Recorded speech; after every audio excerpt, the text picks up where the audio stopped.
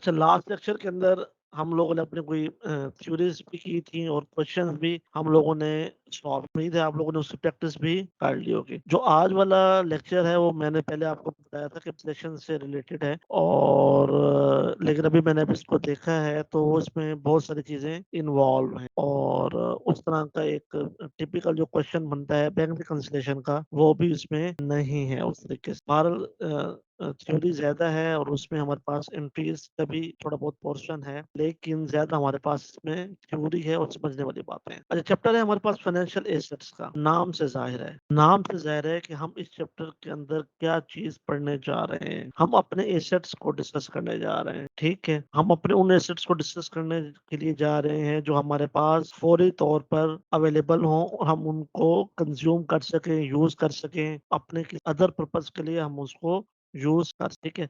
अब उनमें हमारे पास क्या-क्या चीज़ें आती हैं और उनसे रिलेटेड हमारे पास चीज़ें कौन सी, पहले देखिए हमारे पास कैश है, ठीक है? कैश के बारे में इस चैप्टर में बताया गया है कि कैश कैश की बहुत सारी टर्मिनोलॉजीज़ के बारे में उन्होंने बताया। टर्मिनोलॉजीज़ मुराद ये है कि कैश कहाँ-कहाँ इस्तेमाल हो सकता है, कंज्यूमेबल कैश क्या है, कैश इक्विवेलेंट कौन-कौन सी चीज़ें होती हैं, अदर थिंग्स इसके अंदर बहुत सारी चीज़ें कैश के हवाले से उन्होंने डिस्कस की हैं। बैंक स्टेटमेंट्स में क्या कौन-कौन सी आइटम्स होती हैं, ठीक है? बैंक रिकंसिलिएशन, ये जो मैंने आपको बताया था बैंक रिकंसिलिएशन स्टेटमेंट के बारे में, वो भी यहाँ पर जस्ट डिस्कस किया गया है कि बैंक रिकंसिलिएशन स्टेटमेंट होती क्या है और हम उसको किस तरीके से बनाते हैं और उनमें फ़र्क क्या होता है। ये चीज़ें हम इंशाल्लाह डिस्कस करेंगे, ठीक है? ये यही अकाउंटिंग रिकॉर्ड और बैंक कॉन्फिडेंस है, इसके बारे में बैंक रिकंसिलिएशन को हमें किस तरीके से प्रिपेयर करना है।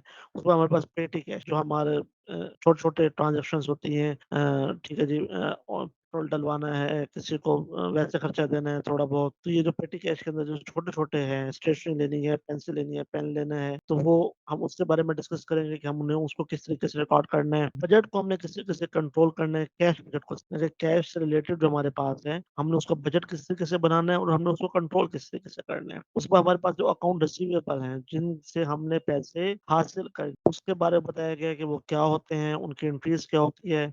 इसी तरह नोट रिसीवेबल, उनके बारे में बताया गया, फिर उनकी एंट्रीज़। अच्छा, उसके बाद फिर ये बताया कि उनमें अगर कोई इंटरेस्ट वाला फैक्टर है, तो यहाँ पर इंटरेस्ट का भी उन्होंने बताया है कि अगर कोई नोट रिसीवेबल है, उसमें आपने इंटरेस्ट लेना है या नहीं लेना, और लेना है तो फिर उसकी एंट्री क्या होगी, इंटरेस्ट नहीं रिसीव करेंगे तो फिर एंट्री क्या होगी, और अगर कोई नोट रिसीवेबल ऐसा है जो कि डिसऑन हो जाता है या डिस्पोज़ल उसकी जो है, उसकी एंट्रीज़ हम लोगों ने से करनी है, और ये होते क्या हैं, इसके बारे में बताया गया। अरे ये सारी चीज़ें हमें इस चैप्टर के अंदर आई, ठीक है? और हम इनको तफ़सील से इंशाअल्लाह ताला अभी हम इसको पढ़ेंगे। ऑब्जेक्टिव यही है जो मैंने आपको बताया इसका। अच्छा जी, अब हम इसको ना, मैं आपको थोड़ा-सा ना एक बेस बनाता हूँ इस सेंस में कि बेस इस तरह से बना के चलता हूँ कि आपका ये जो चैप्टर है इसको मैं किसी तरीके से कवर कर लूँ। आपको एक छोटा-सा एक स्केच देकर या एक डेमो देकर या आपको समझाकर। देखिए, सबसे पहले जब भी कोई बिज़नेस ट्रांज़ैक्शंस होती है, ट्रांज़ैक्शंस के अलावा भी अगर आपने कोई बिज़नेस स्टार्ट करना है, तो सबसे पहली आइटम जो आपको रिक्वायर्ड होती है, तो वो क्या होती है? वो कैश। अगर आप किसी से एडवाइस लेने के लिए जाएँगे या आप किसी से कहेंगे कि यार मैंने बिज़नेस स्टार्ट करना है, तो बताओ मैं कौन-सा बिज़नेस स्टार्ट करूँ? तो जो फर्स्ट क्वेश्चन होगा, वो ये होगा कि आपके पास कैश कितना है? आपके पास पैसे कितने हैं? आप कितना इन्वेस्ट कर सकते हैं? इवन अगर आपने अपने आप से भी करना है कि यार मैं कोई बिज़नेस स्टार्ट करना चाह रहा हूँ, मैं करना है मैंने कोई बिज़नेस स्टार्ट, तो आप खुद अपने आप से पहले ही कहेंगे, हाँ यार मेरे पास इतने पैसे हैं कि मैं इतने पैसों से बिज़नेस स्टार्ट करना चाहता हूँ। 50,000 है, लाख है, 1 मिलियन है, 10 मिलियन है, 100 मिलियन है, व्हाटएवर। जितनी आपकी कैपेसिटी है कैश के हवाले, इतना आप उसमें इन्वेस्ट कर सकते हैं, आप उस लेवल का बिज़नेस स्टार्ट करेंगे। अच्छा, ये ज़रूरी नहीं है कि आपने जो करने के लिए आपने आपके पास होना चाहिए। अब उसके साथ-साथ अगर आपने जब बिज़नेस को रन करना है, बिज़नेस को चलाना है, बिज़नेस डेली जो एक्टिविटीज़ हैं, उनको कवर अप करना है, तो उसके लिए भी आपको कैश ही रिक्वायर्ड है। अब कैश वो आइटम है जो स्टार्ट से लेकर और फॉर कंटीन्यूअस वो आपका बिज़नेस के लिए इंतहाई ज़रूरी। कैश यूँ समझ लें कि ऐसे ही आइटम है जैसे कि इंसानी जिस्म में ब्लड, जब तक ब्लड गर्दिश करता रहता है, इंसानी जिस्म मूव करता रहता है, इंसान ज़िंदा रह जाता है। जैसे ही ब्लड ने मूवमेंट छोड़ दी, इंसान की डेथ। इसी तरह अगर कैश आपके बिज़नेस में इन्वॉल्व है, सर्कुलेट करता रहता है, तो आपका बिज़नेस चलता रहता है। जैसे ही आपने कहीं पर ब्रेक लगाई, जैसे ही आपने कहीं पर कैश को रोका, आपने ट्रांज़ैक्शंस को रोका, आपने कैश की जो सर्कुलेशन है वो रोका, तो आपका बिज़नेस बैठ जाएगा, बंद हो जाएगा, फिनिश हो जाएगा, खत्म हो जाएगा। अब कैश वो आइटम है जो कि आपको हर वक़्त ज़रूरत पड़ती रहे। अब इसके लिए आपने क्या करना है, एक तो ये होगा कि कैश बिज़नेस स्टार्ट के लिए, फिर उसके बाद आपको डेली ट्रांज़ैक्शन के लिए, अब डेली ट्रांज़ैक्शंस क्या हैं? जिसको मैं आपको बार-बार कह रहा हूँ, क्या है कि आपने बिजली का बिल पे करना है कैश। अब कैश से मुराद ये नहीं है कि जस्ट ये जो पेपर मनी आपके पास होती है ₹100 या 500 या 1000, आपका अगर बैंक बैलेंस पड़ा है वो भी आपका कैश, ठीक है? अगर आपने किसी से कोई पैसे लेने हैं वो भी आपका पास कैश ही है, ठीक है? तो ये वो कैश है जो कि आपको फौरी तौर पर आपके अल्टरनेट के तौर पर यूज़ किए जा सकते हैं। अब आपने क्या करना है, ये जो कैश है, अब आपने कैश की जितनी भी ट्रांज़ैक्शन है उनका आपने बजट किस तरह से बनाना है, अब आपने देखना है कि इस वक़्त आपके पास बिलफ़र्ज़ ₹100 आपके पास बिज़नेस के अंदर कैश है और आपने 1000 किसी से लेना है और आपने 800 किसी को देना है, तो नेट आपके पास कितना रह जाएगा? 300 रह जाएगा। अब आपने ये सोचना है कि नेक्स्ट मंथ के अंदर मेरे पास कम से कम 500 की एंट्री, 500 का कैश मेरे पास होना चाहिए। तो अब आपने अपने ट्रांज़ैक्शंस को इस तरीके से डील करना है कि आपके पास जो रिसीवेबल हैं और जो पेएबल आपने पे कैश को पे करना है, उनके ट्रांज़ैक्शन के पास एट द एंड आपके पास जो बाकी बचे वो 500 बाकी। अच्छा, ये तो होगा कैश बजट के हवाले से। अब उसके बाद आपने इसको सर्कुलेट किस तरह करना है। अगर आपके पास हो सकता है कि कोई आपके पास एक्सेस कैश भी हो, ज़्यादा कैश पड़ा हो, आपको ज़रूरत मिसाल के तौर पर ₹50 की है और आपके पास ₹100 आपके पास कैश मौजूद है। अब जो बिज़नेसमैन होते हैं, जो अच्छे बिज़नेसमैन होते हैं, वो क्या करते हैं, वो जो एक्स्ट्रा मनी होती है, उसको अपने पास सँभाल कर नहीं रखते। वो सिर्फ़ उतना पोर्शन अपने पास रखते हैं जो इमरजेंसी के लिए काम आ जाए। अदरवाइज़ वो क्या कर रहे होते हैं, वो पैसों को किसी और जगह इन्वेस्ट कर देते हैं ताकि वहाँ से दोबारा वो प्रॉफ़िट जनरेट कर, ठीक है? तो ये एक हो गया कि जो आपके पास एक्सेस कैश होगा, उसका आपने किस तरीके से आपने डील करना है। अब उसके साथ-साथ आपके पास क्या हो जाएगा, जब भी ये कैश के ट्रांज़ैक्शंस करेंगे, आपके पास बैंक्स के आइटम्स भी आएँगे, जो बैंक बैलेंस है, उसको भी आपने डील करना है। उसमें आप क्या करेंगे, फिर आपने चेक्स के थ्रू आप अपने ट्रांज़ैक्शंस करेंगे, ठीक है? अच्छा, जितनी भी आपकी छोटी ट्रांज़ैक्शंस हैं, मिसाल आपने स्टेशनरी लेनी है, पेन लेने हैं, कागज़ लेने हैं, ऑयल डलवाना है, या कोई भी इस तरह के छोटे-छोटे काम हैं, वो आप कैश के थ्रू करेंगे, पेटी कैश जिसे आप कहते हैं। लेकिन अगर आपने कोई बड़ा काम करना है, किसी को पेमेंट करनी है, मिलियंस के अंदर पेमेंट करनी है, तो आपने क्या करना है, आपने बैंक के थ्रू पेमेंट करनी है, चेक के थ्रू पेमेंट करनी है, ताकि वो एक तो आपके पास प्रूफ भी रह जाए और ट्रांज़ैक्शन भी सेफ हो, ठीक है? जब चेक के थ्रू पेमेंट करेंगे तो क्या होगा कि आपको एक स्टेटमेंट बनानी पड़ेगी और वो डेली बेसिस पे बनानी पड़ती है। यहाँ पर आपके बुक के अंदर मेरे ख्याल में शायद लिखा हुआ है मंथली बेसिस पे बनाते हैं, लेकिन जो प्रैक्टिकली है वो क्या होता है, वो डेली बेसिस पर बैंक रिकंसिलिएशन बना रहे होते हैं। बैंक रिकंसिलिएशन होती क्या है कि वो डिफरेंस होता है कि जो आपने अपने पास जो अकाउंट बनाया है, बैंक का जो बैलेंस बनाया है, लेजर बनाया है, उसके अंदर कितना बैलेंस है और जो बैंक के पास आपका लेजर है, उसपे कितना बैलेंस है। उसका जो डिफरेंस है, आपने उसको क्लियर करना है कि डिफरेंस क्यों है, किस वजह से वो ठीक है? तो ये सारे काम हम लोगों ने करना है। उसके बाद फिर हमारे पास आएगा नोट रिसीवेबल आएँगे, अकाउंट रिसीवेबल आएँगे, उनकी एंट्रीज़ हमने किस तरीके से करनी है और वो सारी चीज़ें हमारे पास आती और उनकी एंट्रीज़ भी आएँगी और उनके छोटे-मोटे क्वेश्चन्स भी हैं, वो भी एट द एंड हमारे पास होंगे, हम उनको भी इंशाल्लाह ताला सॉल्व करेंगे। अच्छा जी, अब हम यहाँ से जो बुकिश जो हमारे पास है, अब हम उसको पढ़ते हैं कि उन्होंने क्या-क्या लिखा हुआ है और हम उसको डिटेल से डिस्कस भी कर लेते हैं। देखिए, यहाँ पर कैश की क्या बात कर रहे हैं, वो क्या है कि कैश को किससे डिनोट कर रहे हैं? मनी से। लेकिन उसके साथ-साथ उसको भी कह रहे हैं कि ऑन डिपॉज़िट्स इन बैंक, जो बैंक के अंदर डिपॉज़िट भी हैं, उनको भी आप कैश कह रहे हैं या कोई और ऐसी चीज़ जो कि एक्सेप्टेबल हो फॉर डिपॉज़िट, ठीक है? तो वो आपकी कैश कहलाती है। ठीक है, यहाँ पे फिर वो दोबारा डिफाइन कर रहा है कि ये जो जस्ट आपके कॉइन्स या पेपर मनी नहीं होती कैश। कैश में और कौन-कौन से आइटम्स आपके पास शामिल हैं? आपके पास चेक्स शामिल हैं, मनी ऑर्डर शामिल है, ट्रैवलर्स चेक शामिल है, फॉल अंडर दिस कैटेगरी है। यानी कि ये सारी चीज़ें क्या हैं आपके पास कैश की सूरत में। यानी कि ज़ाहिर-सी बात है, जब आपके पास बैंक है और बैंक के अंदर आपके पास बिलफ़र्ज़ ₹100,000 मौजूद है, तो आप उसको किसी भी वक़्त विथड्रॉ करवा सकते हैं। ठीक है? तो ये क्या हो सकता है कि आप उसको अल्टरनेट किसी भी और चीज़ के लिए उसको यूज़ कर सकते हैं, ठीक है? अब ये जो आपके पास कैश क्रेडिट कार्ड्स वग़ैरह हैं, ठीक है? ये भी आपके पास क्या हो जाता है, कैश की सूरत में होता है, यानी कि बैंक क्रेडिट कार्ड है, ये आपके पास कैश की सूरत है, क्योंकि कभी भी आप कहीं पर भी जाकर आप इससे कोई भी ट्रांज़ैक्शंस कर सकते हैं, ठीक है? और यहाँ पर इसमें उन्होंने मज़ीद यही बातें अच्छा, यहाँ पर भी कैश लेजर हम लोग बनाएँगे, मैंने आपको पहले बताया था कि एक कैश बुक बनती है, ठीक है? उसको कैश लेजर भी कहते हैं, कैश बुक कहते हैं, डे बुक कहते हैं, मुख्तलिफ उसके नाम है पड़े। वहाँ पर क्या होता है, उस बुक के अंदर डेली बेसिस पर उसमें ट्रांज़ैक्शंस जितनी भी कैश से रिलेटेड होती हैं, जितना आपने कैश दिया है और जितना आपने कैश को पे किया है, कैश से रिलेटेड जितने वो एंट्रीज़ में कैश इन्वॉल्व होगा, वो तमाम एंट्रीज़ उस कैश बुक में लिखी जाएँगी, ठीक है? तो उसका अलग से फिर एक लेजर अलग से भी बन जाता है, ठीक है? अब हमने क्या करना है कि रिपोर्ट हमने कैश को किस तरीके से करना है बैलेंस शीट के अंदर, ठीक है? Most liquid of all current asset, ज़ाहिर-सी बात है करंट एसेट्स का मकसद यही होता है कि फौरी तौर पर वो कैश में कन्वर्ट हो सके, जबकि कैश एज़ इट इज़ खुद ऐसी आइटम है जिससे कि आप उसका कोई भी अल्टरनेट जो कि आपको लग सकता है कि ये बेनिफिशियरी है, बिज़नेस के लिए फ़ायदेमंद है, इससे मज़ीद आप बिज़नेस को ग्रो कर सकते हैं, तो वो आप उसे हासिल कर सकते हैं, ठीक है? तो क्या होगा, वो बैलेंस शीट के अंदर आएगा फर्स्ट, पहले वो बैलेंस शीट के अंदर उसको रिकॉर्ड किया जाएगा एज़ करंट एसेट्स के तौर पर, ठीक है? अब उसके बाद हमारे पास आ जाता है कैश इक्विवेलेंट। कैश इक्विवेलेंट्स कौन से शॉर्ट टर्म एसेट होते हैं, ठीक है? जो कि एक्सट्रीमली लिक्विड होते हैं, यानी कि फौरी तौर पर उसको कन्वर्ट किया जा सकता है, ठीक है? मनी मार्केट जस्ट लाइक आपके ये जो प्राइस बॉन्ड्स वगैरह हैं, आपके ये क्या हैं, ये आपके कैश इक्विवेलेंट ही है ना। आप फौरी तौर पर कभी भी आप कहीं पर जाकर या हर शहर के अंदर जो एक मार्केट होती है, वहाँ पर बॉन्ड्स इज़िली आप एक्सचेंज कर सकते हैं। इसी तरह अगर आपके पास कोई स्टॉक्स वगैरह हैं, तो वो भी आप इज़िली उनको सेल आउट कर सकते हैं। तो ये क्या है, ये सारे आपके पास क्या है, ये आपके पास कैश इक्विवेलेंट है। और ये क्या होता है, कंपेरेबल होता है to cash that are included in the balance sheet में जो आप एंट्री करेंगे, उसके साथ ये कंपेरेबल होते हैं, ठीक है?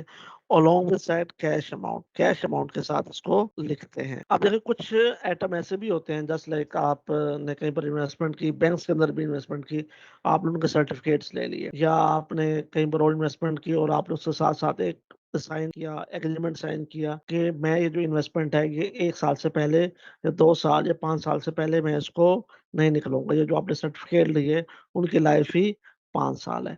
अब वो आपकी एसेट्स तो हैं, लेकिन चूँकि वो लिक्विड नहीं है, वो फ़ौरी तौर पर आपके कैश के तौर पर इस्तेमाल नहीं हो सकते, तो इसलिए क्या करना है आपने, वो आपके सेकंड करंट एसेट्स के तौर पर तो आ सकते हैं बैलेंस शीट में, लेकिन कैश के तौर पर या कैश इक्विवेलेंट के तौर पर फर्स्ट में आपके पास वो नहीं आएँगे। अब देखिए रिस्ट्रिक्टेड कैश कैसे होता है, कुछ ट्रांज़ैक्शंस ऐसे भी होती है कुछ बैंक्स के अंदर, प्रैक्टिकली भी ये हो रहा होता है कि कुछ फर्म्स क्या करती हैं, बैंक्स में पैसा रखवाती हैं और कहते हैं यार ये हमारे पास ये हमारा पैसा है और हमने उसको इस पर्पज़ के लिए यूज़ करना है, वो रिस्ट्रिक्टेड कर लेती हैं। जस्ट लाइक मैंने आपको मिसाल दी, एलसीज़ वगैरह ओपन करने के लिए वो क्या करते होते हैं, हाँ यार ये हमारा पैसा है और हमने इसको जो लेटर ऑफ क्रेडिट है, उसको ओपन करने के लिए ही हमने इस पैसे को यूज़ करना है। तो वो पैसा किसी और पर्पज़ के लिए यूज़ नहीं हो सकता, उस पे रिस्ट्रिक्शन लगा दी जाती है कि ये पैसा सिर्फ़ इसी पर्पज़ के लिए ही यूज़ होगा।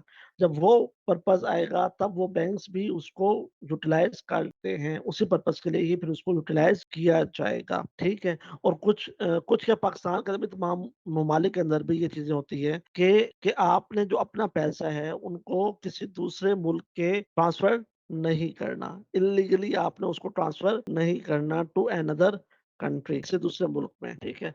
अब ऐसा कैश जो कि आपको जो आपकी करंट रिक्वायरमेंट है, उसको पूरा करने के लिए मौजूद ही नहीं, आप उसको यूज़ ही नहीं कर सकते, तो आप उसको कैश या कैश इक्विवेलेंट के तौर पर आप उसको नहीं लिखेंगे।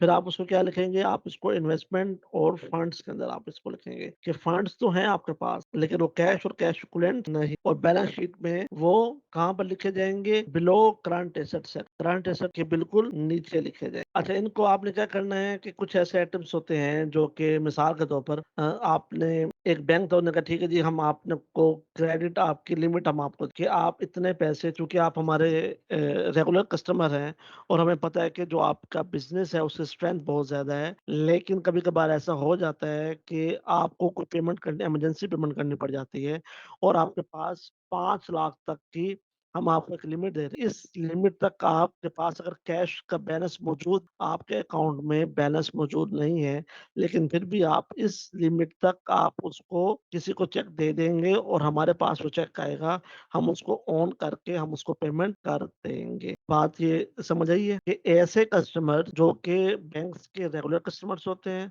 और बैंक को उनको उन पर एतमाद होता है और बैंक को पता होता है कि ये इंतहा स्ट्रॉन्ग कस्टमर है, हमारे स्ट्रॉन्ग पार्टी है, इनका बिज़नेस वर्थ बहुत अच्छी है, तो वो क्या करते हैं, वो पार्टी को एक लिमिट दे देते हैं। इस लिमिट तक अगर आपके पास हमारे पास कोई ऐसा चेक आपका आएगा, जो कि आपके पास आपके अकाउंट में उतना बैलेंस भी नहीं होगा, तो भी हम उसको क्या कर देंगे, हम उसको ऑन कर लेंगे और उसको पैसे दे देंगे। यहाँ पर वो यही बात कर रहा है कि अगर आपने कोई लोन के तौर पर आपने लिया हुआ है, तो आपकी जो एक्स्ट्रा मनी है, वो आपका कैश इक्विवेलेंट के तौर पर नहीं आएगा। चलें, अच्छा ये देखिए मिसाल के तौर पर आपकी कोई कंपनी है, उसका नाम है एक्स वाई और ये मैं आपको बता रहा हूँ। मिसाल के तौर पर ये है एचबीएल बैंक का ये अकाउंट, ठीक है? ये लेजर है, समझिए एचबीएल का ये लेजर है और आपकी कंपनी है एक्स वाई जेड और उसमें पैसे मौजूद हैं 1 लाख रुपया, ठीक है? 1 लाख उसमें मौजूद है जो कि आप कभी भी किसी भी वक्त आप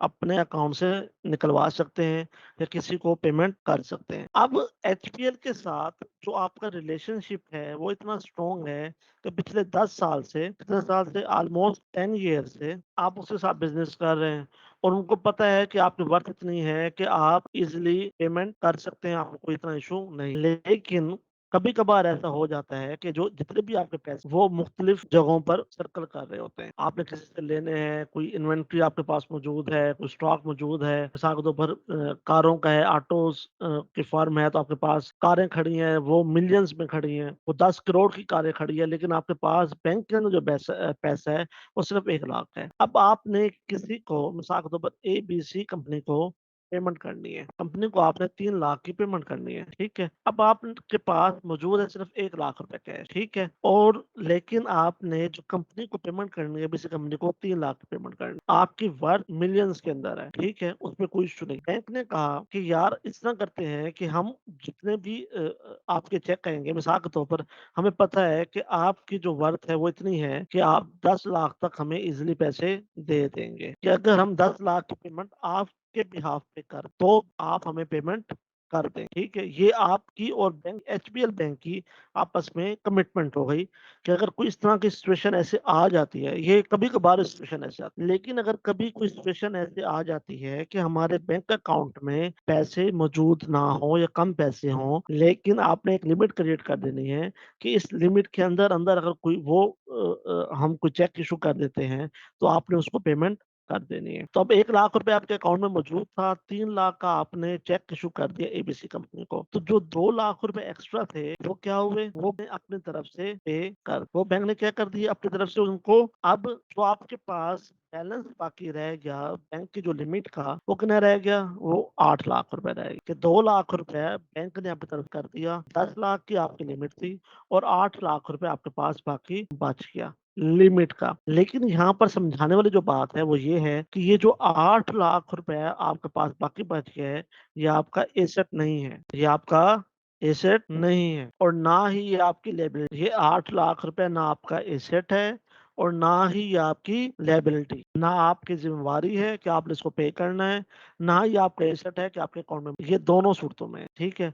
अब ये दोनों सूरतें किस किस तरह है, वो इस तरह दोनों सूरतें हैं कि जो 10 लाख रुपए है ये इसने जस्ट एक लिमिट क्रिएट की है आपके अकाउंट में, उन्होंने पैसे आपके अकाउंट में जस्ट वही 1 लाख रुपया ही था, आपके अकाउंट में जस्ट वही 1 लाख रुपया ही था, उन्होंने ये जस्ट एक लिमिट क्रिएट की है कि ठीक है जी, इस लिमिट में रहकर हम आपके बिहाफ पर पेमेंट करते, ठीक है? तो ये आपकी न लेबिलिटी बना और ना ही आपका एसेट बना, ठीक है? अब लेबिलिटी आपकी क्या है, लेबिलिटी ये जो 2 लाख रुपए है जो बैंक ने आपके बिहाफ पर पे कर दिया है, ये आपकी लेबिलिटी, ये 2 लाख रुपए ये आपकी लेबिलिटी है। लेकिन ये जो 8 लाख रुपए चूंकि बैंक के पास ही है, बैंक ने आपको नहीं दिया, तो ये आपकी ना लेबिलिटी है और ना ही आपका एसेट्स है। और बैलेंस शीट के अंदर आप इसको कहीं पर नहीं, बैलेंस शीट में शो नहीं करेंगे 8 लाख रुपए, क्योंकि ना ये आपका एसेट है, ना आपकी लायबिलिटी है। इसका आपने क्या करना है, नीचे जो नोट्स दिए जाते हैं बैलेंस शीट के अंदर, सबसे नीचे जब बैलेंस शीट आपकी क्लोज़ हो जाती है, खत्म हो जाती है, तो नीचे नोट्स दिए जाते हैं, ठीक है? उन नोट्स के अंदर आपने ये लिखना है कि हमारी एक लिमिट क्रिएट हुई थी और वो लिमिट इतने की हमारे पास बाकी पेंडिंग। बैंक पैसे देगा, वो लास्ट पर इंटरेस्ट लेगा। इंटरेस्ट के बगैर बैंक नहीं चल सकता। एक-एक दिन का इंटरेस्ट का वो हिसाब रखते हैं, पर डे के हिसाब से वो इंटरेस्ट लेते हैं। प्रैक्टिकली मैंने काम किया तो वो पर डे के हिसाब से वो यानी कि 365 पूरा साल लेते हैं और फिर उसके बाद पर डे के हिसाब से वो इंटरेस्ट कैलकुलेट करके वो आपसे वसूल करते हैं। पूरा पैसा वो बैंक की तरफ से कोई रियायत, ठीक है? अच्छा जी, यहाँ पर जो है वो ये वाली बात कर रही है, जो unused lines of credit are generally mention in the notes to the finance. ये वाली बात समझाने के लिए मैंने आपको ये सारा समझाया था। ऊपर वाली बात भी वो यही कर रहा है। ये सारी बात जब आप पढ़ेंगे तो शायद आपको थोड़ी-सी कॉम्प्लिकेटेड लगे, यार ये पता नहीं क्या-क्या कह रहा है। लेकिन जब आप मेरी बात को फॉलो करेंगे तो आपको फौरन समझ आ जाएगी कि आपने क्या किया, एक बोरो लाइन आपने स्केच की बैंक की तरफ से, ठीक है? वो लाइन की तरफ जो आपने लायबिलिटी आपकी क्रिएट हुई, बैंक ने वो तो उसको पे कर ली, वो आपकी लायबिलिटी आ जाएगी और बाकी जो चीज़ आएगी वो आपका ना एसेट्स होगा और ना ही लायबिलिटी। ठीक है? जिससे यहाँ पे लिखा है balance sheet as an asset और liability does not reflect on balance sheet. Balance sheet में उसका रिफ्लेक्शन नहीं आएगा, ना एसेट के तौर पर, ना ही लायबिलिटी के तौर पर। ठीक है? अब उसके बाद हमारे पास आ जाता है स्टेटमेंट ऑफ कैश फ्लो। हाँ जी, अच्छा जी, आ गया स्टेटमेंट ऑफ कैश फ्लोज़। अच्छा, जितने भी हम फाइनेंशियल्स बनाते हैं, फाइनेंशियल्स के अंदर हमारे पास क्या चीज़ आ जाती है? हमारे पास बैलेंस शीट आ जाती है, इनकम स्टेटमेंट आ जाती है, स्टेटमेंट ऑफ कैश फ्लोज़ आ जाती है, रिटेन अर्निंग की स्टेटमेंट आ जाती है, चेंज इन रिटेन अर्निंग जिसे हम कहते हैं। ठीक है? ये सारे हमारे पास फाइनेंशियल्स कहलाते हैं। अच्छा, उसके अंदर क्या है, एक स्टेटमेंट बनती है statement of cash flow. Cash flows की जो स्टेटमेंट है वो किस तरह बनती है कि भी आपके कैश आपका फ्लो हुआ, चाहे वो कैश इन है चाहे वो कैश आउट है, ठीक है? उसको आप क्या रखते हैं, आप एक स्टेटमेंट बनाते हैं, उसको आप कहते हैं स्टेटमेंट ऑफ कैश फ्लो, ठीक है? उसमें चाहे आपके पास कोई फाइनेंसिंग एक्टिविटीज है, चाहे आपके पास कोई इन्वेस्टिंग एक्टिविटीज है, चाहे आपके पास कोई ऑपरेशनल एक्टिविटीज है, ये सारी एक्टिविटीज, इन सब एक्टिविटीज में जहां पर आपके कैश यूज होगा उसकी आप एक स्टेटमेंट बनाएंगे, उसको हम कहेंगे स्टेटमेंट ऑफ कैश फ्लोज। और वो भी क्या बताएगी आपको, अपने ओपनिंग बैलेंस भी बताएगी, उसके साथ साथ आपको उसका क्लोजिंग बैलेंस भी साथ बताएगी। ठीक है? स्टेटमेंट कैश फ्लोज क्या होते हैं? Statement of cash flows summarise the cash transactions of the accounting period. उस अकाउंट पीरियड का जितना भी कैश ट्रांजैक्शंस होंगी उसके बारे में बताती है कैश। ठीक है? ये यहाँ पर जस्ट वही बातें जो मैंने अभी आपको बता दी है, लेकिन यहाँ पर मैं एक्स्ट्रा आपको बता दूं, जितना भी ऑपरेटिंग एक्टिविटीज से, फाइनेंशियल एक्टिविटीज से, इन्वेस्टिंग एक्टिविटीज से आपने इन्वेस्टमेंट की एबीसी कंपनी के अंदर 1 लाख रुपए की, तो आपके पास से कैश चला गया, वो आएगा। उस फर्म ने आपको इंटरेस्ट दिया या प्रॉफिट दिया 10,000 रुपए, वो आपके पास कैश रिसीव हुआ, वो आपके पास आ जाएगा। ठीक है? इसी तरह जितनी भी एक्टिविटीज हैं कैश के हवाले से, वो सारी इसके अंदर आ जाती है। इसमें आपके 4 लेवल्स होते हैं, वो आपने बनाने होते हैं। लेकिन अगर कभी आएगा तो फिर मैं आपको बनाकर भी दिखा दूँ। अच्छा जी, अब जो इम्पोर्टेंट बात है वो है कैश मैनेजमेंट। ये सारी बातें जो हम पढ़ रहे हैं वो क्या है, वो क्या है, कैश मैनेजमेंट के हवाले से। अब कोई भी ऐसी फर्म है, चाहे छोटे से छोटी फर्म है या बड़ी फर्म है, आप एक किसी परचून वाले को जो गली मोहल्ले के अंदर बैठा है उसको आप, या फिर आप किसी इंडस्ट्रियलिस्ट को देख लें, ठीक है? आप कहीं पर भी चले जाएँ, आप अपने घर में बैठे हैं, ठीक है? आप अपने पेरेंट्स को देख लें, अपने रिलेटिव्स को देख लें, ये सारा सिस्टम क्या है, आप अपने आप को देख लें, ये सारा सिस्टम क्या है? अगर हम कैश फ्लो से बात करें तो ये सब लोग, हम सब लोग इस चीज़ को अच्छे तरीके से डील कर रहे होते हैं कि हमारे पास जितना कैश है, हमने उसको मैनेज कैसे करना है। स्टूडेंट्स हैं, आप लोग स्टूडेंट्स हैं, हर किसी को उनकी जो एक फैमिली बैकग्राउंड है, उसके हिसाब से उनको पॉकेट में, किसी को 100 पर डे मिलती होगी, किसी को 500 मिलती होगी, जो मेरे जैसे गरीब होंगे उनको 5-10 रुपए भी मिलते होंगे, ठीक है? तो ये क्या है, और ये हो सकता है कि वो मंथली बेसिस पे मिल जाए। आपको आपके फादर कह दें, ठीक है जी, मैं आपको 1000 रुपीज़ मंथली का दिया करूँगा और आपने अपना खर्चा जितना भी होगा वो आपने उसी में मैनेज करना है, ठीक है? अब आपको 1000 रुपीज़ मिल गया, अब आपने पूरे महीने के अंदर वो 1000 रुपीज़ ही खर्च करना। आपने अपनी जो सर्कुलेशन है, वो उसी तरीके से करनी है कि आप 1000 रुपीज़ से बाहर ना निकल जाएँ, और निकल भी नहीं सकते, ज़ाहिर-सी बात, उससे ज़्यादा फिर आपको मिलेंगे भी नहीं। आपके पेरेंट्स हैं, आपके फादर हैं, वो क्या कर रहे हैं, हर किसी के मिसाल के तौर पर उनकी 50,000 सैलरी है, तो उन्होंने 50,000 के अंदर ही अपना जो घर का पूरा सर्कल है, उनको चलाना है।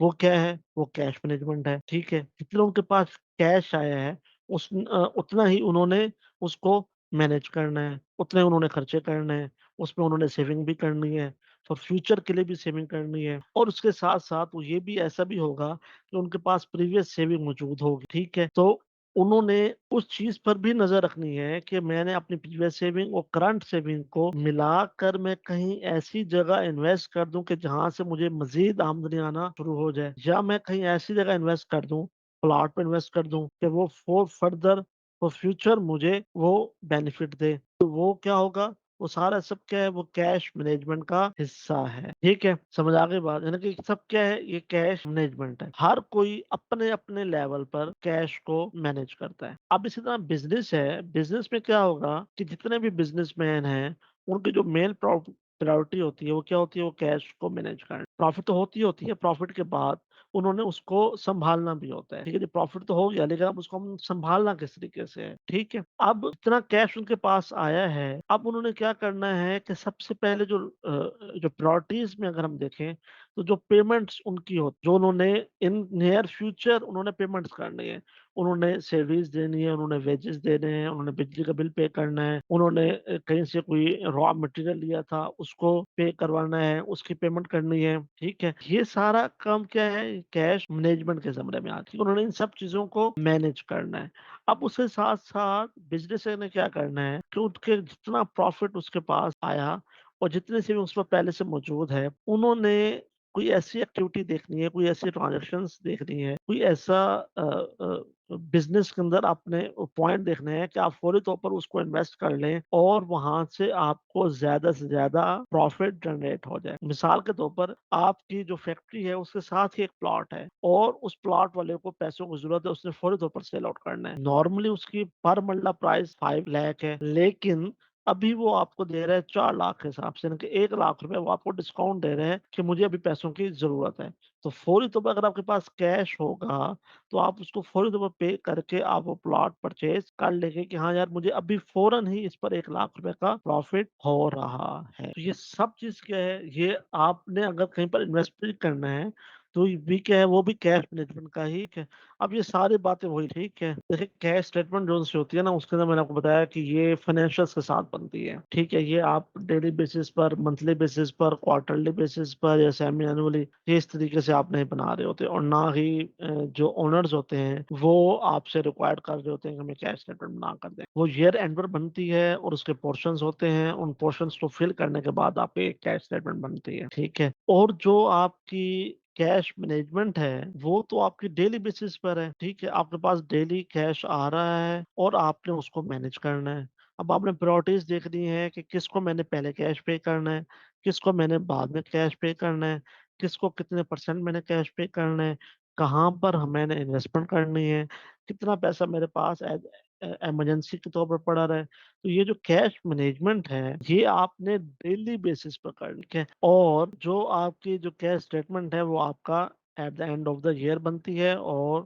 तमाम जो टोटलिंग होती है, उसमें वो चीज़ें आ रही होती हैं। ज़्यादातर जो बैंक्स देते हैं, वो काइबर प्लस का रेट देते होते हैं। काइबर किसे कहते हैं? कोई जानता है? हाँ जी, काइबर होता है Karachi inter bank offer rate. ठीक है? काइबर होता है Karachi inter bank offer rate. अच्छा, काइबर प्लस के हिसाब से वो दे रहे होते हैं। अब यहाँ पर बहुत सारी चीज़ें इसमें इन्वॉल्व होती हैं। पहली चीज़ ये होती है, बैंक्स देखते हैं कि जिनको वो पैसा दे रहे हैं, उनकी स्ट्रेंथ कितनी है, वो कितने पानी में है, ठीक है? और वो कितने पुराने बिज़नेसमैन हैं, ठीक है? कितना पुराना चावल आप कह सकते हैं ना, हाँ, यार ये बहुत पुराने लोग हैं और इनकी वर्थ मार्केट में बहुत अच्छी है, ठीक है? तो ये भी होता है। दूसरा ये होता है कि वो कितने अमाउंट का कैश ले रहे हैं, उधार ले रहे हैं, लोन ले रहे हैं। और तीसरी जो मेन इम्पोर्टेंट होता है, कितने अरसे के लिए ले रहे हैं, ठीक है? तीनों चीज़ों को मिलाकर फिर आपस में अंडरस्टैंडिंग होती है और फिर एक रेट डिस्क्राइब किया जाता है, उसे आप कहते हैं इंटरेस्ट रेट, ठीक है? और वो मुख्तलिफ ही होता है। वो इवन बैंक टू बैंक, ना सिर्फ बैंक टू बैंक मुख्तलिफ होता है, वो इवन बैंक्स में पार्टीज़ का भी मुख्तलिफ रेट ऑफ़र कर देते हैं। मैंने बताया ना, पार्टीज़ को भी देखकर, उनके अमाउंट्स को देखकर, उनकी स्ट्रेंथ को देखकर, उनके जो बैकग्राउंड है उसको देखकर, कितने अरसे के लिए ले रहे हैं उसको देखकर, वो जो इंटरेस्ट का जो रेट है वो डिफाइन कर दिया जाता है। हाँ जी, इसके लिए कैश मैनेजमेंट के वाले से उसमें जो मेन इंपॉर्टेंट चीज़ अब आप देखें कि बिज़नेस के वाले से लोग क्या कह रहे होते हैं कि हमने कैश ट्रांज़ैक्शंस कर, कैश ट्रांज़ैक्शन से मुराद क्या है कि सेल वो क्या करते हैं, वो कैश पर करवा रहे होते हैं। वो क्रेडिट पर देने की बजाय वो कैश पर सेल करवा रहे हो कि ठीक है यार, मैं ₹10 की आइटम मैं वैसे नॉर्मली देता हूँ। आप मुझे अगर कैश पर देंगे तो मैं आपको इसको ₹9 में दे दूँगा। ₹1 में आपको डिस्काउंट है। वो क्या होता है, वो जो कैश का जो एक ग्रीड होता है, एक लालच होता है, वो बिज़नेस को आगे लेकर चल रहा होता है कि ठीक है जी, हमारे पास कैश फ़ौरन तो ऊपर आएगा, तो ठीक है हम इसको ₹1 का डिस्काउंट भी दे सकते हैं। अब आगे बात फिर वही है, using access cash balance efficiently. आपके पास जो एक्सेस कैश का जो बैलेंस पड़ा है, आप उसको एफिशिएंटली से यूटिलाइज़ कर सकते हैं, ठीक है? आपके पास 50,000 पड़ा है, आपके पास 1 लाख है, 2 लाख है, मिलियंस में आपके पास अमाउंट है। अब आपने उसको यूटिलाइज़ करना है कि आपको ज़्यादा से ज़्यादा कम खर्च करके ज़्यादा से ज़्यादा बेनिफिट आपको, आप उसको उस प्रोजेक्ट में इन्वेस्ट करेंगे जहाँ पर आपको ज़्यादा से ज़्यादा बेनिफिट, ठीक है? एक तो ज़्यादा बेनिफिट हो और दूसरा क्या हो कि आपकी जो असल अमाउंट है, वो आपके पास फौरी तौर पर आ, यानी कि जो उसका पे बैक पीरियड है, वो कम से कम हो और उसमें जो प्रॉफिट मार्जिन है, वो ज़्यादा से ज़्यादा, ठीक है? और आपने उतने ही कैश को सर्कुलेट करना है, उतने ही ज़्यादा जो आपके पास एक्सेस कैश है, उतने ही कैश को सर्कुलेट करना है, जितना कि आप, और बाकी आपने कुछ पोर्शन अपने पास बचा भी लेना, ताकि अगर आपके पास कोई इमरजेंसी नेचर, कभी कुछ इमरजेंसी नेचर हो जाए, फौरी तौर पर आप उसको पे भी कर, ऐसा ना हो कि आप सारे के सारे अमाउंट ही इन्वेस्ट कर दें। यहाँ पर उन्होंने मुख्तलिफ नेचर्स बताए हैं, शॉर्ट टर्म भी आप इसको कर सकते हैं इन्वेस्टमेंट, जैसे मैंने आपको बताया। मेजर लोग क्या कर रहे होते हैं, वो शॉर्ट टर्म इन्वेस्टमेंट कर रहे होते हैं, लेकिन कुछ कह रहे होते हैं यार ये जो हमारे पास पड़ा है पैसा, जो ज्यादा हमारे पास पैसा मौजूद है, ये हमारे पास पिछले 5 साल से मुसलसल अल्हम्दुलिल्लाह प्रॉफिट में ही जा रहे हैं और अल्लाह का शुक्र है इस साल भी हमारा प्रॉफिट में ही जाना है, तो इसको हम इन्वेस्टमेंट कर सकते हैं। तो फिर क्या करते हैं, वो फिर लॉन्ग टर्म इन्वेस्टमेंट कर रहे हो, उसमें वो क्या कर रहे होते हैं, वो प्रॉपर्टी भी परचेज कर रहे होते हैं, ज्यादातर जो मेजोरिटी बिजनेसमैन है वो प्रॉपर्टी परचेज कर रहे होते हैं, कुछ एग्रीकल्चर लैंड भी परचेज कर रहे होते हैं, ठीक है, कुछ अदर बिजनेस के अंदर इन्वेस्टमेंट कर रहे होते हैं, कुछ लॉन्ग टर्म सिक्योरिटीज के वाले से इन्वेस्टमेंट कर रहे होते हैं। तो ये मुख्तलिफ क्राइटेरियाज हैं जिसमें के लोग इन्वेस्टमेंट कर रहे होते हैं, लेकिन उसमें देखना यही होता है कि आपके पास जो आपका कैश है वो जाया ना हो, ठीक है, उससे आपको जो रिटर्न मिले वो ज्यादा से ज्यादा। यहाँ पर ये एक बात आखिर लिखी है उन्होंने, जो मैंने अभी आपको नहीं बताई, कि अगर आपके पास कोई इतना ज्यादा पैसा आ गया है तो आप जो कंपनी है उनके जो इन्वेस्टर हैं उनको आप रिटर्न भी कर सकते हैं, ठीक है। कंपनी के इन्वेस्टर को रिटर्न करने का मतलब ये है कि आप अपने ही बिजनेस को दोबारा से परचेज कर रहे होते हैं। आपको कभी कैश की जरूरत थी, आपने कहा ठीक है जी इतना पैसा आप हमें दो, आप हमारे बिजनेस के पार्टनर बन, इन्वेस्टर कर दो, आप हमारे बिजनेस के पार्टनर बन जाओ और उस पार्टनरशिप के बेस पर हम आपको इतना इतना प्रॉफिट देंगे। लेकिन अब आपके पास बिजनेस के अंदर इतना ज्यादा कैश आ गया है कि आप उस पार्टनर को उसका पैसा वापस करें, उससे कहें ठीक है जी ओके टाटा बाय बाय अल्लाह हाफिज और हम अपना बिजनेस चला लेंगे, आप अपने पैसे वापस, ठीक है। तो ये भी एक सूरत हो सकती है। अच्छा, उसके बाद हमारे पास आ जाता है internal control over cash. Internal control क्या होता है? इंटरनल कंट्रोल ये होता है कि कंपनी ने ऐसा सिस्टम इस्टेब्लिश किया हुआ है कि अगर कहीं पर कोई सी किस्म का कोई फ्रॉड होने लगेगा, किसी किस्म की कोई गलती होने लगेगी, तो वो सिस्टम उस गलती को, उस फ्रॉड को फौरी तौर पर पकड़ कर उसको सही कर देगा। एक्चुअली क्या होता है कि कंपनी ने जो अपने टारगेट रखे होते हैं उनको अचीव करने के लिए और कंपनी के जो एसेट्स होते हैं उनको सेफ गार्ड करने के लिए कंपनी ने जो मेजर्स लिए होते हैं उसको आप इंटरनल कंट्रोल कह सकते हैं। अब वो क्या होते हैं? अब मिसाल के तौर पर हम अकाउंट्स चूंकि पढ़ रहे हैं तो मैं आपको अकाउंट्स की मिसाल दे देता हूँ। एक कंपनी है, उसका एक अकाउंट्स के हवाले से पूरा एक सेक्शन है, ठीक है। वहां पर कोई तकरीबन 10 लोग बैठ के काम कर रहे हैं। अब 10 लोग बैठ के काम कर रहे हैं, हर किसी की अलग अलग ड्यूटी है। कोई अकाउंट रिसीवेबल के वोचर्स बना रहा है और उसको डील कर रहा है, कोई अकाउंट पेबल को डील कर रहा है, कोई परचेज को डील कर रहा है, कोई सेल्स को डील कर रहा है। एक तो ये चीज हो गई कंपनी के मैनेजमेंट के हवाले से कि उन्होंने चीजों को डिफाइन कर दिया, हर किसी की अपनी-अपनी अलग-अलग ड्यूटी हो गई, हर किसी का टास्क अलग-अलग हो गया। कहीं पर कोई गलती होगी तो वो खुद उसका रिस्पॉन्सिबल होगा और जवाबदेह होगा। इसके मुकाबले में जहाँ पर इंटरनल कंट्रोल नहीं है, वो क्या होगा, वो एक ही बंदे को अपॉइंट करेंगे और उसे कहेंगे हाँ यार सारे काम ये तू कर। अब अगर उससे कोई गलती हो भी जाती है, वो कहेगा यार इतने सारे काम मैं कर रहा हूँ तो कोई ना कोई गलती हो जाती है, भले उसने जानबूझ के ही क्यों ना की हो। अच्छा, अब ये इंटरनल कंट्रोल एक यहाँ पर हो गया। दूसरा चीज़ ये हो गया कि चेकिंग सिस्टम। एक एम्प्लॉयी ने एक वाउचर बनाया, एक ट्रांज़ैक्शन की, एक एम्प्लॉयी ने एक ट्रांज़ैक्शन की, उसके बाद दूसरे एम्प्लॉयी ने वाउचर बनाया, ठीक है? और तीसरे एम्प्लॉयी ने उसको चेक किया, ठीक है? और चौथे एम्प्लॉयी ने उसको वेट किया, ठीक है? और उसके बाद फिर मैनेजर के पास गया, मैनेजर ने फिर उस पर अपने साइन किए। अब ये क्या होगा, ये एक 5 स्टेजेस की एक चेक एंड बैलेंस एक उन्होंने प्रिपेयर किया, एक ही वाउचर के हवाले। एक वाउचर अगर बनेगा तो वो 5 मुख्तलिफ जगहों से होकर उसकी एंट्री हो, ठीक है? अब उसकी एंट्री होने के बाद फिर उसको दोबारा चेक सिस्टम एक एस्टेब्लिश किया गया कि इन अफ़सरान के पास दोबारा वाउचर जाएगा, दोबारा उसको चेक करेंगे। हाँ, भई क्या वाक़ई इसकी पेमेंट हो गई है या ये जो वाउचर बना है, ये सही बना है? इस पे जो डेबिट क्रेडिट हुआ है, वो सही हुआ है? According to nature of the entry हुआ है? इसमें किसी किस्म की कोई गलती तो नहीं है? कोई अरिथमेटिकल गलती तो नहीं है? कोई ज़रब माइनस की, कोई जमा प्लस की, कोई इस तरह की कोई गलती तो नहीं है? वो सारी चीज़ें चेक करने के बाद फिर उस एंट्री को ओके किया जाता है। तो ये क्या होता है, ये एक कंट्रोल सिस्टम उन्होंने एस्टेब्लिश किया होता है कि किसी किस्म की कोई गलती रहे ना। इसी तरह कैश के वाले से क्या होता है कि उन्होंने मुख्तलिफ एम्प्लॉइज हायर, जो कैश लेकर आ रहे होते हैं वो और होते हैं, कैश रिसीव करने वाले और होते हैं, उनको मैनेज करके उनको स्टोर एक तिजोरी के अंदर रखने वाले और होते हैं, ठीक है? और वही फिर कैश बुक के अंदर लिखते हैं और फिर कैश बुक को वेट करने वाले और होते हैं और फिर वो मैनेजर से या जो डायरेक्टली ओनर होते हैं, उनसे फिर उनको साइन करवाया जाता है। और ये सारा काम किस वजह से किया जाता है? ये सारा काम इस वजह से किया जाता है कि कहीं पर कोई फ्रॉड ना हो, ठीक है? किसी किस्म का कोई धोखा ना हो, किसी किस्म की कोई चोरी ना हो और तमाम काम स्मूथली चलता रहे, ठीक है? और ये सिर्फ कैश वाले से नहीं है, अदर गोल, ठीक है? अदर्स गोल्स को भी वो एफिशिएंटली अचीव करें और जो कैश मैनेजमेंट के अदर्स गोल्स हैं, उनको भी अचीव करें अच्छे तरीके से, ठीक है?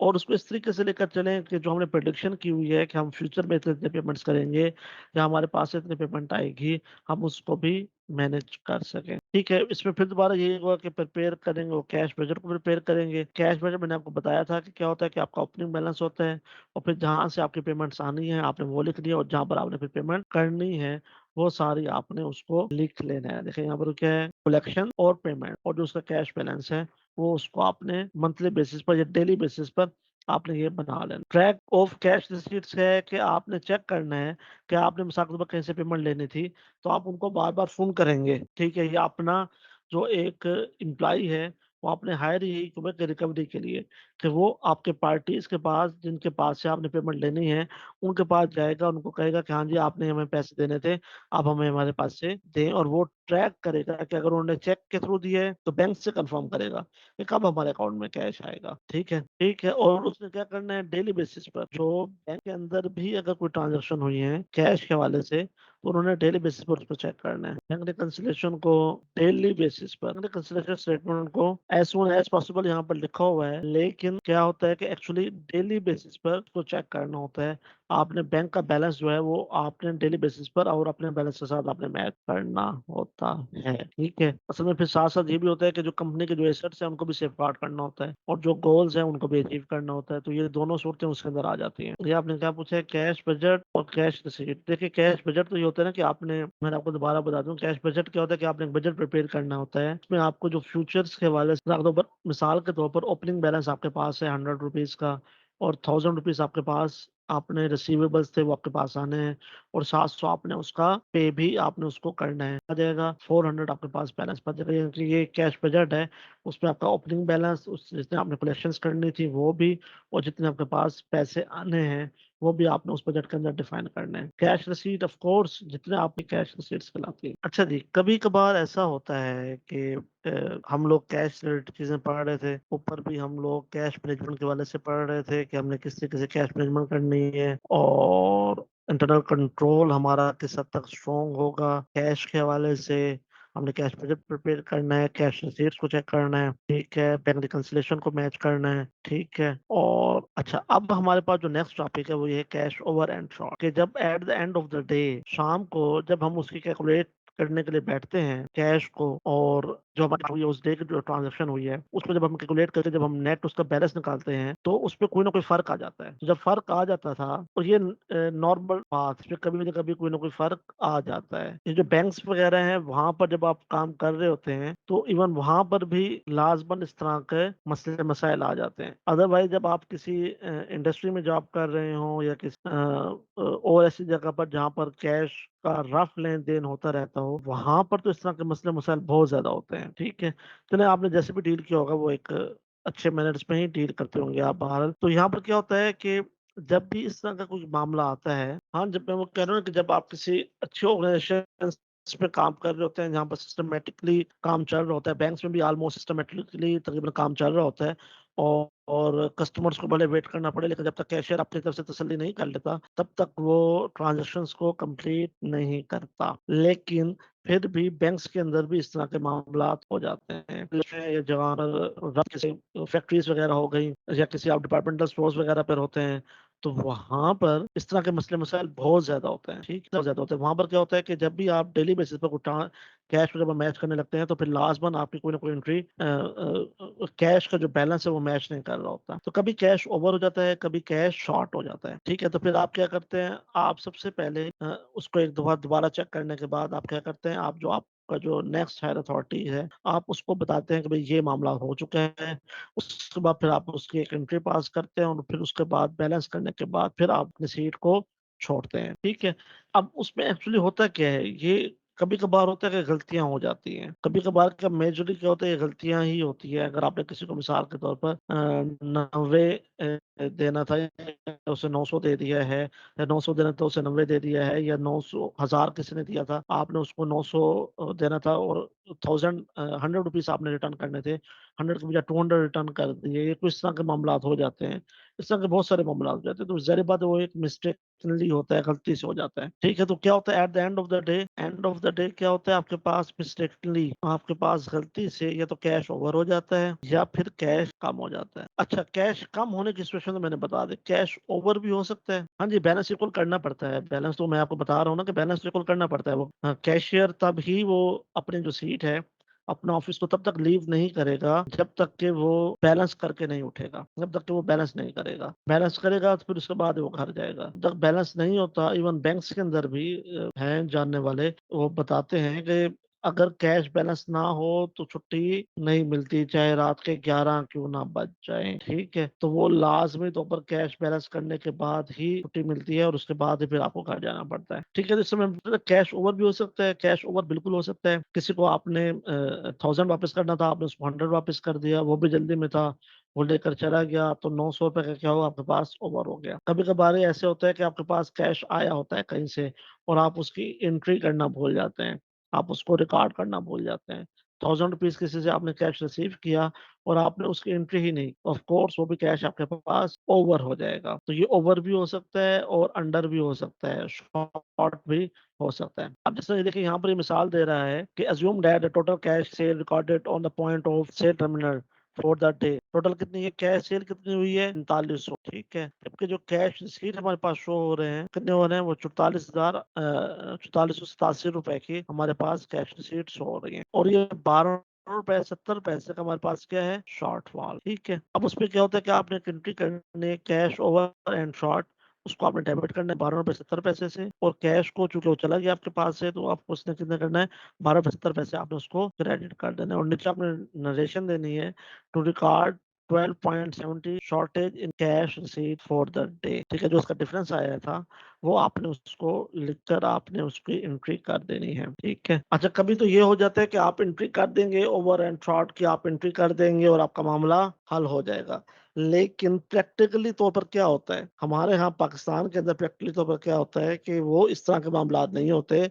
वो कहते हैं नहीं जी, आप इसको फाइंड आउट करेंगे गलती कहाँ पर हुई है। तो फिर अगर गलती इस तरह की हुई है, तो मिसाल के तौर पर आपने किसी को ज्यादा पैसे दे दिए थे, कम देने थे, तो अगर तो वो जानने वाला है तो फिर आप उसको लिख देते हैं भी ठीक है जी, ये इतना ये इस तरह का मामला हुआ था और कल जब वो आएगा तो उसे रिकवर कर लेंगे या टेलीफ़ोन पे भी बात हो सकती है, इस तरह के मामलात हो सकते हैं। मिसाल मैं दे दूँ, मिसाल के तौर पर अभी जहाँ पर मैं वर्क कर रहा हूँ वहाँ पर क्या हुआ कैशियर से गलती से ये मैं आपको एक छोटे अमाउंट बता रहा हूँ अदरवाइज़ ये अमाउंट लाखों में था। 4900 की बजाय 9400 लिखा गया। 4900 की पेमेंट करनी थी और गलती से कैशियर ने चेक पर बाकी तमाम वाउचर्स वगैरह ये तमाम मामलात बिल्कुल ओके हो गए। लेकिन जब वो चेक बनाने लगा तो गलती से उससे 9400 लिखा गया। 49 के बजाय 94 हो गया। अब जिसके अकाउंट में वो जाने थे उसने वो चेक लिया और उसने अपने अकाउंट में जो ट्रांज़ैक्शन होनी थी वो हो गई और वो ट्रांज़ैक्शन भी हुई कब? वो दिसंबर में ट्रांज़ैक्शन हुई। अब अलमिया ये हुआ कि कैशियर की जो ट्रांज़ैक्शंस थी उसको कैशियर ने ही चेक करना था। चेक तो दूसरों ने भी करना था लेकिन उन्होंने कैशियर पर एतमाद किया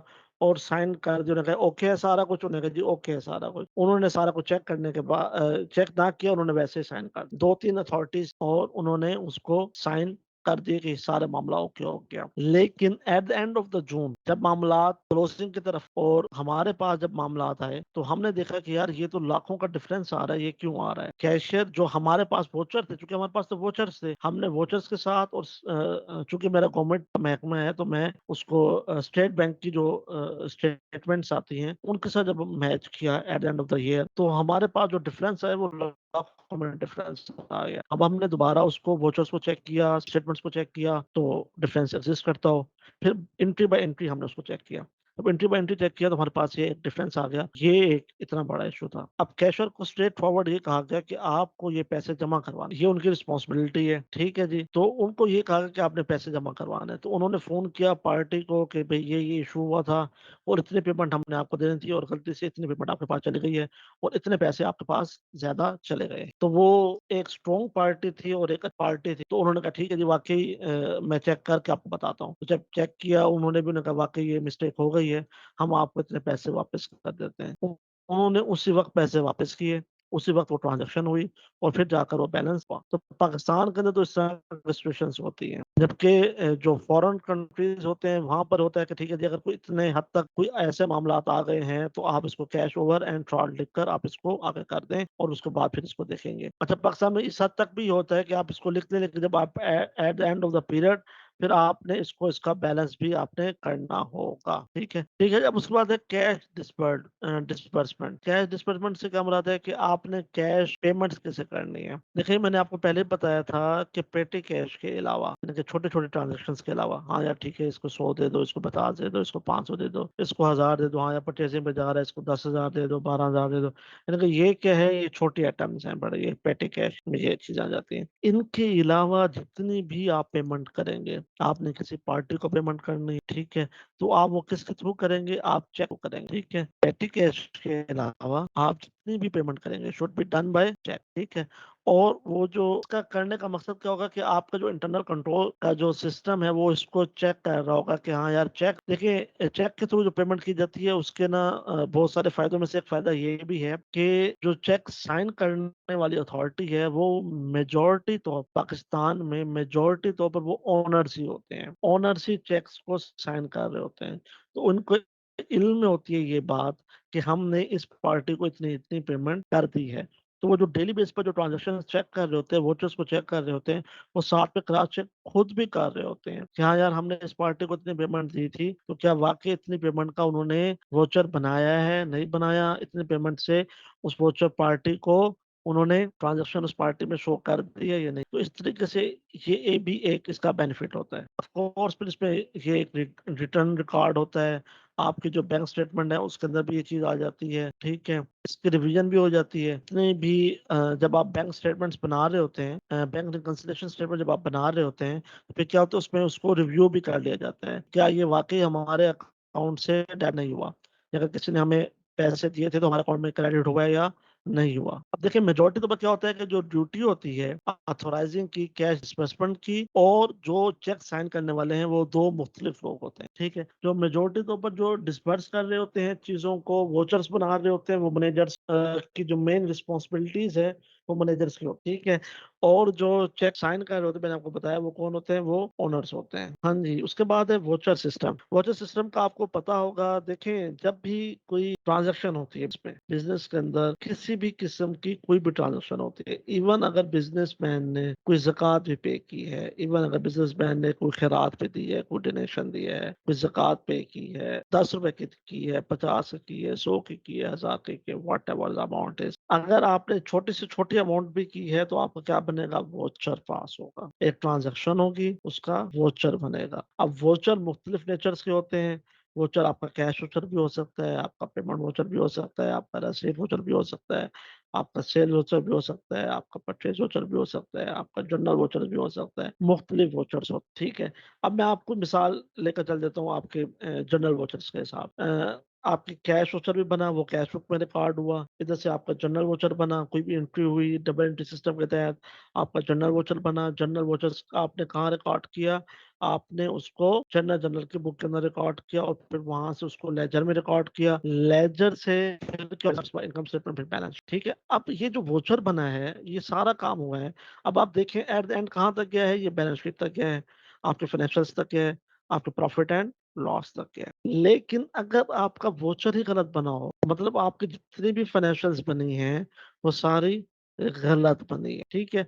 अब इंटरनल कंट्रोल क्या होगा कि आपने जो इनिशियली वाउचर बनाना है, उसको ही आपने इस तरीके से चेक करना है कि वो सही बना हो। उसमें किसी किस्म की गलती के चांस ना हो, ठीक है? और उसके लिए फिर क्या किया जाता है, मुख्तलिफ स्टेजेस पर हर्डल्स क्रिएट की जाती है। हर्डल्स क्रिएट करने से मुराद क्या है कि चेक एंड बैलेंस का एक सिस्टम किया जाता है कि उन तमाम वाउचर्स को चेक किया जाएगा, ठीक है? जिसने एंट्री की है वाउचर बनाएगा, जैसे मैंने अभी आपको नमाज से वक्त से पहले भी बताया था। इंटरनल कंट्रोल सिस्टम में क्या होगा कि उन तमाम वाउचर्स को चेक किया जाएगा और 3-4 मुख्तलिफ लोगों से चेक होने के बाद वो वाउचर पास होगा और फिर उसको सॉफ्टवेयर में एंटर किया जाएगा। फिर जब सॉफ्टवेयर में एंटर किया जाएगा, उसकी मज़ीद चेकिंग होगी कि क्या वाक़ई सॉफ्टवेयर में सही एंटर हुआ है या नहीं हुआ। तो ये सारा सिस्टम क्या है, ये आपका इंटरनल कंट्रोल सिस्टम के हिसाब से आएगा। अब वाउचर के ऊपर क्या लिखा जाएगा, वाउचर के ऊपर नरेशन भी दी जाएगी, वाउचर के ऊपर जो जर्नल का पेज नंबर है वो भी लिखा जाएगा, वाउचर के ऊपर लेक्चर का नंबर भी लिखा जाएगा। अगर आपने वो सेल वाउचर है तो उस पर लिखा जाएगा ये सेल्स वाउचर है, उस पे तमाम नरेशन लिखी जाएगी कि इतने केजी के हिसाब से हमने इतना अपना मटेरियल को सेल किया है और पर केजी ये रेट लगा है। अमाउंट रिसीव का वाउचर था तो उस पर रिसीव्ड लिखा जाएगा कि हाँ जी हमने ये पेमेंट रिसीव कर ली है और अगर बैंक्स के अंदर गई है तो बैंक को आपने क्रेडिट करना है, ठीक है? और इसी तरह अगर आपने पेड वाउचर है तो उस पर पेड की स्टैम्प लगेगी और उस पर भी तमाम नरेशन लिखी जाएगी, ठीक है? तो ये वाउचर सिस्टम पूरा मैंने आपको ये बता दी, इसमें तमाम बातें यही हो। अच्छा जी, उसके बाद हमारे पास आ जाता है बैंक बैंक स्टेटमेंट्स हमारे पास आ जाते हैं। देखें बैंक स्टेटमेंट्स क्या होते हैं, जस्ट लाइक ये ऐसे ही है, जैसे आपने लेजर बनाया, लेजर बनाने के बाद एक लेजर आपने अपने पास बनाया अकाउंट और एक लेजर अकाउंट बना पार्टी के पास, उस पार्टी के पास जिसके साथ आप ट्रांज़ैक्शन कर रहे हैं। इसी तरह बैंक्स का जो है वो भी 2 अकाउंट्स बनते हैं। एक आपके पास अकाउंट बनेगा लेजर अकाउंट और दूसरा बैंक के अंदर अकाउंट बनेगा, ठीक है? बैंक ने आपके नाम से उन्होंने लेजर अकाउंट बना लेना है। अब जो बैंक्स के जो ट्रांज़ैक्शंस हैं, बैंक ने अपने लेजर्स के अंदर जितने भी आपको डेबिट क्रेडिट करना है वो लिखना है और आपने अपने लेजर के अंदर जो भी बैंक्स के वाले से डेबिट क्रेडिट होगा वो आपने अब at the end of the day क्या करना है कि आपने उसको मैच करना है कि क्या आपका जो बैलेंस है जो आपने बैंक से लेना है क्या वाकई उतना ही बैंक ने आपको देना है। ये ना हो कि बैंक कहे मैंने जी आपको 100 रुपए देना है जबकि आप कहे नहीं भाई मैंने तो आपसे 400 रुपए लेना है। ये ट्रांजेक्शन है, ठीक है? तो उस क्या होगा वो आपने उसको चेक करना होगा, ठीक है? यहाँ पर वो कह रहे हैं एवरी मंथ के हिसाब से, जबकि नॉर्मली क्या होता है डेली बेसिस पर, यानी कि जो एक दिन गुजर जाता है वो फर्स्ट डे आकर सुबह फर्स्ट मॉर्निंग के अंदर प्रीवियस डे का जो बैलेंस है उसको चेक किया जाता है अपने बैलेंस के साथ, ताकि वो जो आज की जो ट्रांजेक्शन हैं वो हम उसको कर सकें और अगर कोई चेक क्रेडिट नहीं हुआ या डेबिट नहीं हुआ, तो उसके बारे में तहकीक कर सकेंगे जो कल हमने काम किया था, वो अभी तक क्यों नहीं हुआ, ठीक है? यहाँ पर वही बता रहा है कि स्टार्ट ऑफ द मंथ, ये मंथ की बात कर रहा है, मैं आपको बता रहा हूँ कि पर डे के हिसाब से होता है कि आपने प्रीवियस डे का जो बैलेंस आपने मैच किया था, वो आपका ओपनिंग बैलेंस हो जाएगा। उसमें कितनी आपने ट्रांज़ैक्शंस की थी, अगर आपकी कोई पेमेंट्स आनी थी, वो आपने लिखी, जो पेमेंट जानी थी, वो आपने लिखी और आपने उसको मैच कर लेना है। यहाँ पर उन्होंने एक बैंक स्टेटमेंट दी है फॉर द मंथ एंडेड, ये आपके पास ओपनिंग बैलेंस था, फिर इतने आपके पास डिपॉजिट्स आए 300 के, 1250 के, और इतने आपने डेबिट्स दिए, चेक्स आपने इशू किए, और एट द एंड आपके पास ये बैलेंस आपके पास आ गया। अब आपने ये देखना है कि मिसाल के तौर पर ये तो उन्होंने लॉस एंजल्स का दी है, मिसाल के तौर पर एचपीएल का ये अकाउंट है, तो आपने देखना है कि आपके बुक्स के अंदर क्या ये बैलेंस है या नहीं, ठीक है? अगर है, फिर तो ओके है, अगर नहीं है, तो फिर आपने क्या करना है, आपने एंट्री बाय एंट्री मैच करनी है। अगर आप डेली कर रहे होंगे, तो क्या होगा, आपको फ़ायदा होगा इस सेंस में कि ये वाला बैलेंस जो आपके पास ओपनिंग बैलेंस यहाँ पर शो हो रहा है, ये आपका मैच होगा। ये आपने कल इसको मैच किया होगा, ठीक है? उसके बाद जितनी आपके पास ट्रांज़ैक्शंस हैं, उनको आपने हर ट्रांज़ैक्शन को मैच कर लेना है, और जो ट्रांज़ैक्शन आपको लग रहा है कि यार ये ट्रांज़ैक्शन नहीं हुई, तो आपने उसको लिख लेना है साइड पर कि हाँ भाई, ये ट्रांज़ैक्शन नहीं, वो चाहे डेबिट की थी, चाहे क्रेडिट की, ठीक है? और फिर आपने उसको अपने पास, आपने पहले फ़ोन कर लेना, पूछ लेना हाँ भाई ये क्यों नहीं हुई, इसकी जो भी रीज़न्स थी, फिर आपने उसको रिवर्स कर लेना है। डेबिट थी तो क्रेडिट कर देना है, क्रेडिट थी तो डेबिट कर लेना, ठीक है? और उस पार्टी को इन्फॉर्म करके फिर आपने उसका जो ये वाला बैलेंस है, एंडिंग बैलेंस, आपने उसको मैच कर लेना, ठीक है? बैंक रिकन्सिलिएशन स्टेटमेंट यही कहलाता है। नॉर्मल डिफरेंस उसके अंदर क्या होता है, ऐसा चेक जो कि आपने इश्यू कर दिया है, लेकिन कंपनी ने अभी तक उसको प्रेज़ेंट नहीं किया। आपने किसी पार्टी को पेमेंट कर, आपने चेक इश्यू कर दिया, आपने उसकी एंट्री कर दी। ऑफ़ कोर्स जब आपने उसको एंट्री कर दी, तो आपने उसको लेजर पर भी लिख लिया। लेजर पर बैंक अकाउंट भी आपने उसको माइनस कर दिया, बैंक अकाउंट से बैलेंस भी माइनस कर दिया।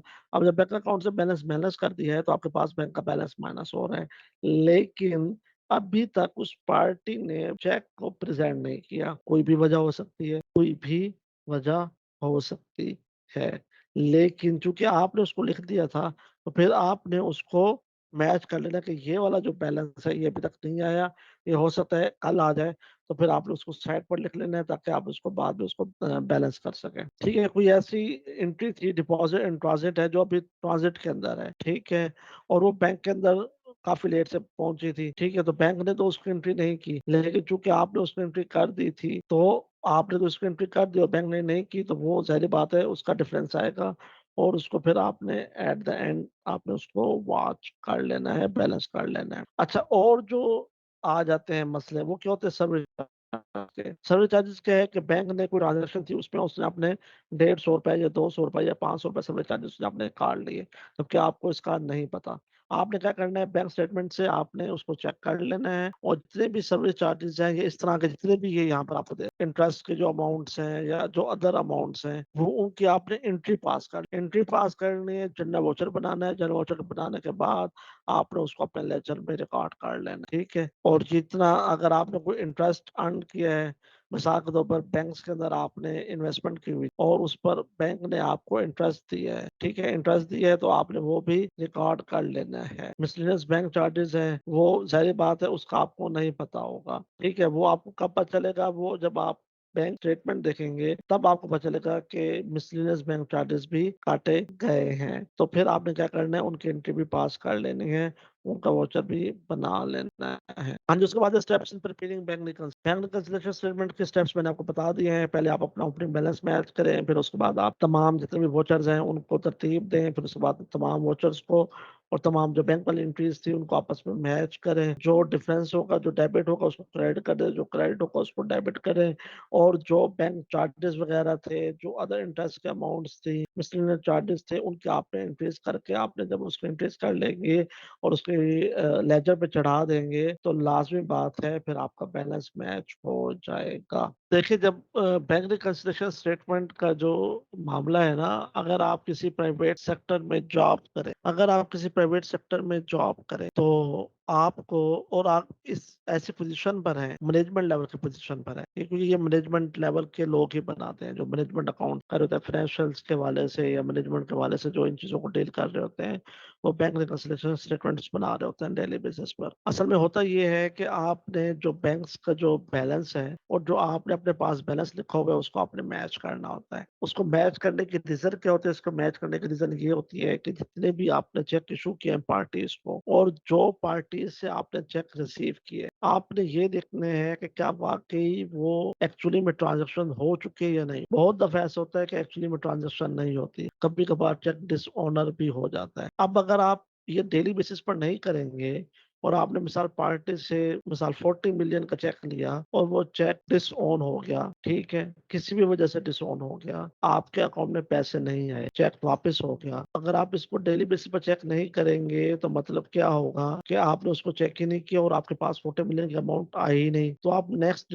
डिसीजंस कैसे करेंगे? आप उसकी परचेज़िंग कैसे करेंगे? आप अदर मामलात जो बिज़नेस के हैं वो उनको किस तरीके से डील करेंगे? डिसीजन मेकिंग में आप आ ही नहीं सकते, इतनी बड़ी अमाउंट थी। अगर आप उसको डेली बेसिस पर चेक करेंगे तो आपको पता चलेगा कि यार ये वाला जो चेक था, ये डिसऑन हो गया, इसकी पेमेंट हमारे पास नहीं आई। तो आप फौरी तौर पर वेरी नेक्स्ट डे आप उस पार्टी को फ़ोन करेंगे, हाँ भई आपका चेक डिसऑन हुआ है, ये क्यों हुआ है? आप इसके रीज़न बताएँ और हमें चेक दोबारा इश्यू करवाएँ या हम दोबारा चेक को रिप्रेज़ेंट कर रहे हैं, आप हमारा चेक इसको क्लियर करवाएँ। तो ये होते हैं प्रॉम्प्ट फौरी तौर पर इसका एक्शन लिया जाना।